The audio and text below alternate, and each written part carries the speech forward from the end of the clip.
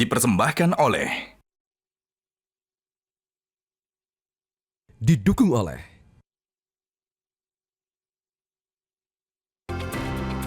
Halo, selamat pagi pemirsa. Apa kabar Anda? Anda menyaksikan Monitor Mudik 2025 bersama saya Valencia Melvinsi. Kami hadir kembali untuk memberikan informasi lengkap yang bisa Anda jadikan referensi seputar kondisi terkini arus balik Lebaran di sejumlah wilayah yang akan disampaikan langsung oleh tim liputan Metro TV.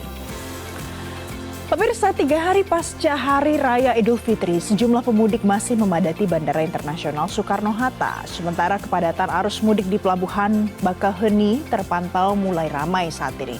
Informasi terkini sudah ada jurnalis Metro TV Valeri Budianto langsung dari Bandara Soekarno-Hatta dan juga Rizky Nadziah di Pelabuhan Bakauheni. Saya mau ke Valeri terlebih dahulu. Valeri, selamat pagi. Jadi bagaimana pantauan Anda untuk arus balik Lebaran di Bandara Soekarno-Hatta pagi ini?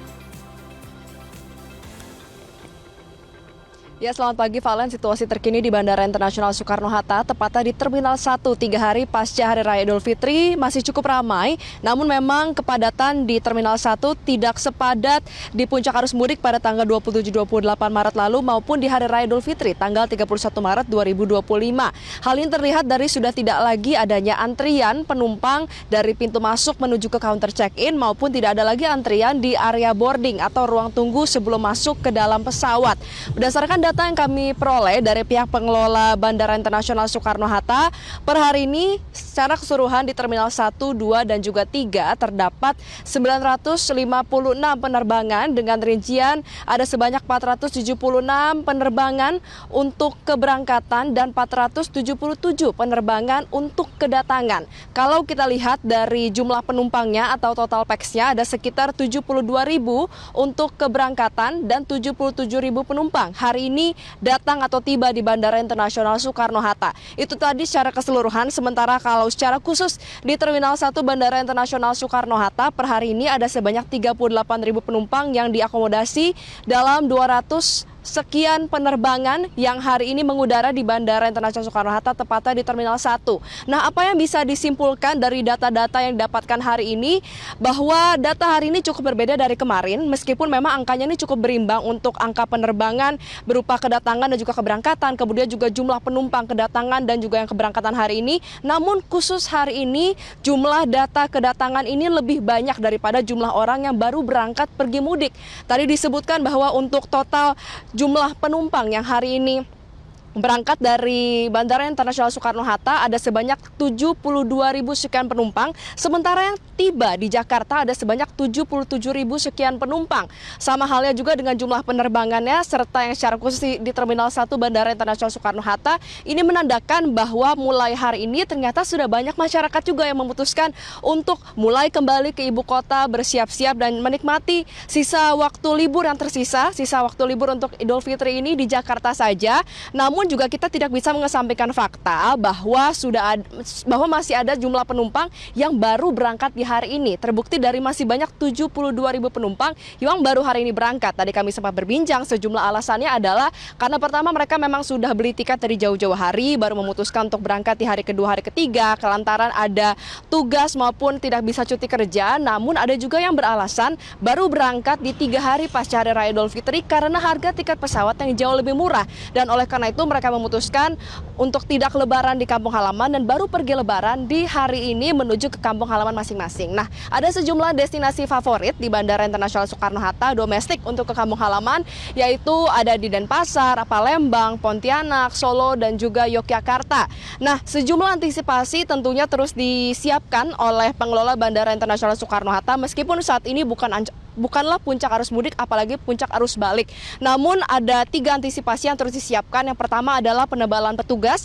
Penebalan petugas ini sudah dilakukan sejak arus mudik dimulai beberapa pekan lalu dan hingga saat ini juga terus diterapkan. Jadi petugas-petugas ini disiagakan di setiap titik sepanjang Bandara Internasional Soekarno-Hatta untuk memastikan seluruhnya diakomodir secara sempurna, tidak ada penumpang-penumpang yang kebingungan karena bisa langsung bertanya kepada petugas yang bersiaga.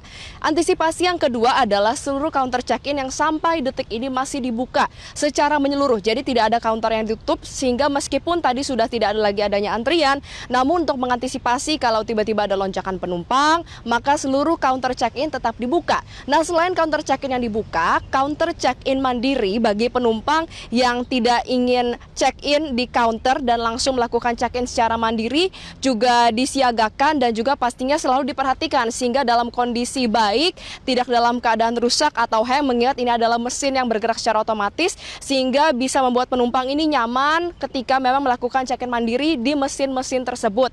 Nah, selain itu yang disiagakan juga posko pelayanan kesehatan. Ini berlaku selama 24 jam, merupakan hasil kerjasama dari pihak Bandara Internasional Soekarno-Hatta dengan pihak kepolisian.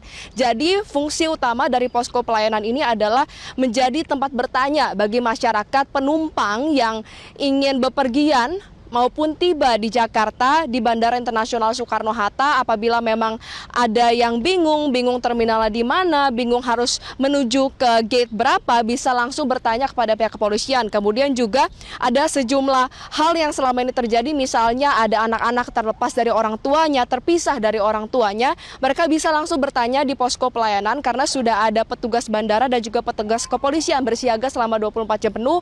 Dan bagi Anda yang barang-barangnya tertinggal juga jangan khawatir karena semuanya langsung diserahkan di posko pelayanan selama 24 jam. Himbauan bagi Anda yang hari ini baru ingin bepergian ke kampung halaman untuk tetap datang lebih awal. Anjuran dari pihak bandara adalah 2-3 jam sebelum keberangkatan.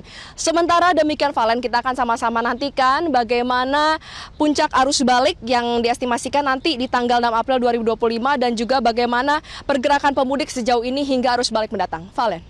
Baik, terima kasih Valerie. Dari Valerie Budianto, saya mau ke Rizky Nadzia di Pelabuhan Bakauheni. Rizky, selamat pagi. Jadi bagaimana situasi terkini di sana?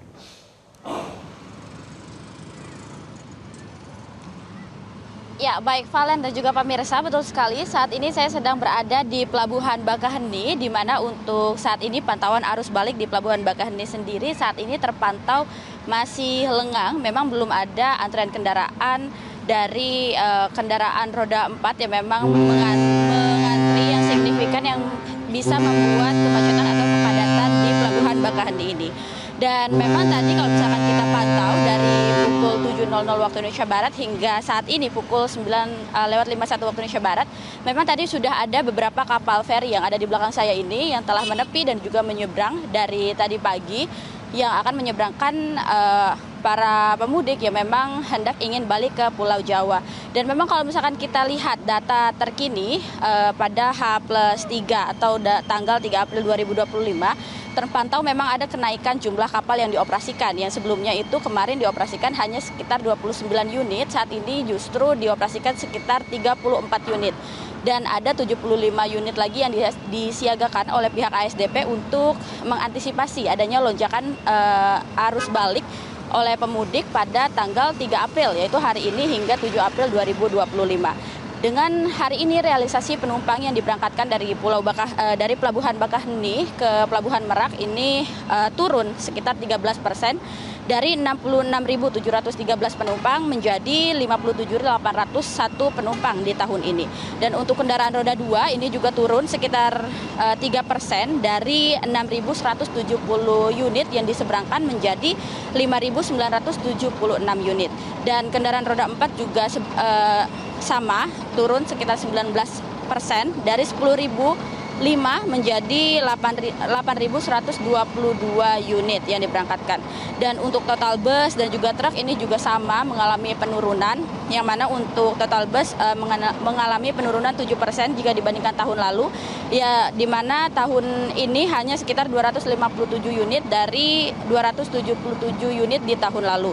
Dan untuk truk ini juga sama mengalami penurunan, di mana penurunannya cukup signifikan sekitar 28% dari 707 unit menjadi 257 unit yang diberangkatkan di tahun ini.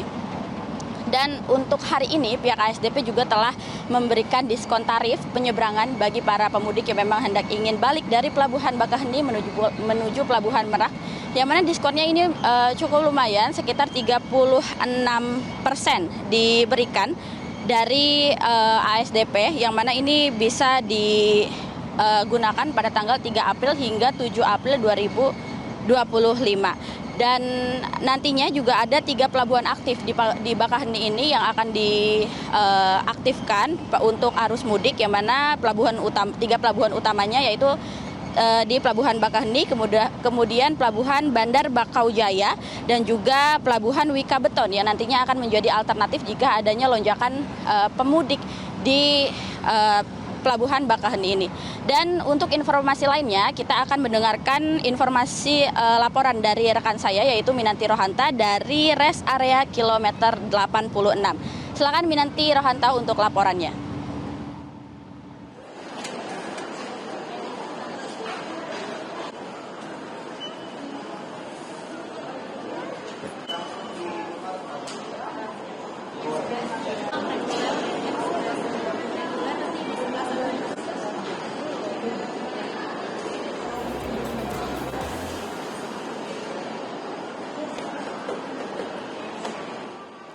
Ya, saat ini saya sudah berada di rest area 86 Tol Cipali.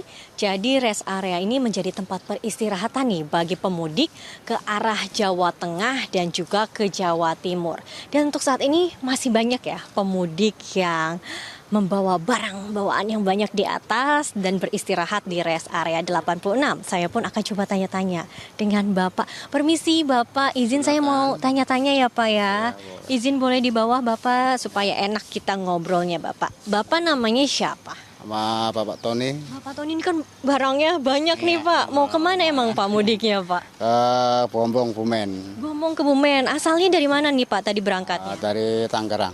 Tangerang ke Kebumen Gombong berapa lama Pak biasanya? Biasanya kalau standar 8 jam, kalau musim gini Idul Fitri bisa 11-12 jam.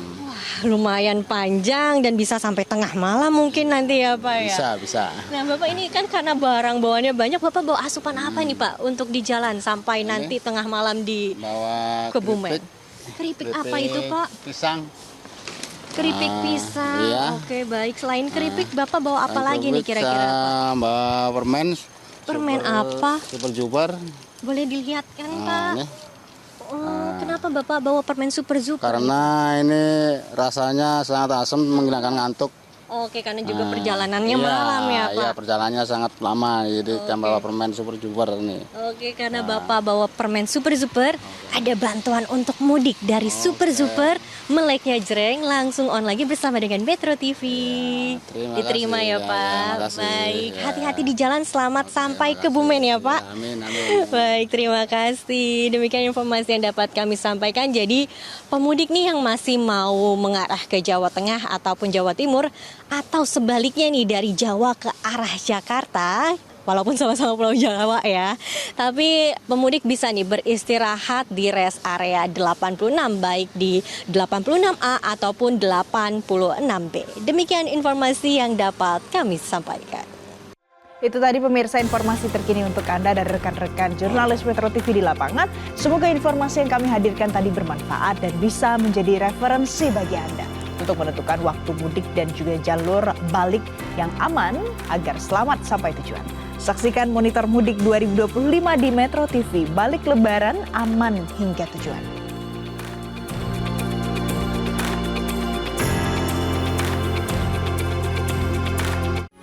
Metro TV.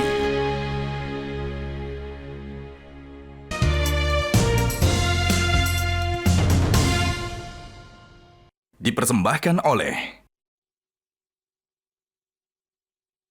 didukung oleh Jelajahi cara baru mendapatkan informasi. Download Metro TV Extend sekarang.